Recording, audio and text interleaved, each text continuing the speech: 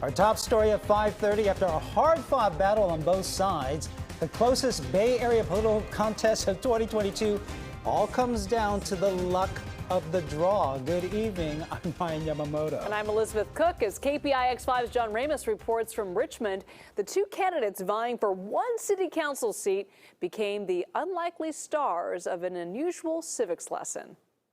The purpose of democracy is to assure that leaders are chosen not by force or birthright or luck, but by the will of the people. But the outcome of the District 2 election here in Richmond has even the candidates questioning if that's what really happened here. The two candidates for the District 2 seat, that's Andrew Butt on the left and Cesar Zepeda on the right, were asked to write their names on a card, with each secured in a sealed envelope. Out of nearly 4,000 votes cast in the race, they each received 1,921 of them. The last time there was a tie in Contra Costa was in 2018, when two candidates for a tiny East County irrigation district had to roll a 20-sided Dungeons and Dragons dice to determine the winner. Richmond wanted to avoid such a spectacle, so just this last June, the council, in sanctioning the election, included a tie-breaking system using the envelopes.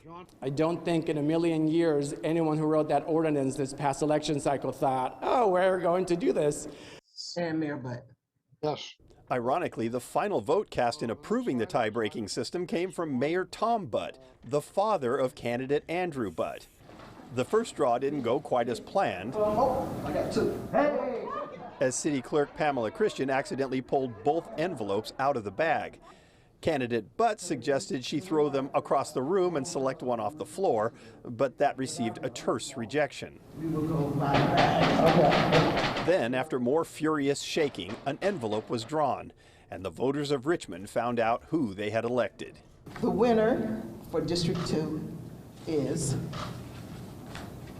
Cesar Zepeda. But had the voters really spoken at all?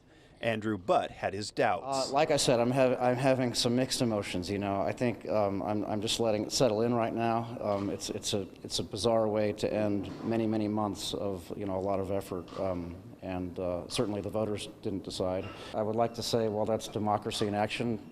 I'm not sure that really applies to the luck of the draw. And if that just sounds like sour grapes, it should be noted that Zepeda agreed with him. I think we should better think about this. I think a runoff would have been better, again, to be able to empower every single vote, because it wasn't until the end that we realized there was a couple precincts that had 0 voters. So a runoff would allow us to be able to go and knock more on those doors and say, you need to come out, because we want to represent you. It would be tempting to end this story with a cheesy line about how much every vote counts. But the truth is, it is those who don't vote who are leaving our democracy up to chance. In Richmond, John Ramos, KPIX 5. Well, here's an interesting note. The winning candidate, Cesar Zepeda, says it's been determined that the final vote cast in the election, the vote that tied the race up, arrived as a last-minute ballot from a member of the military serving overseas.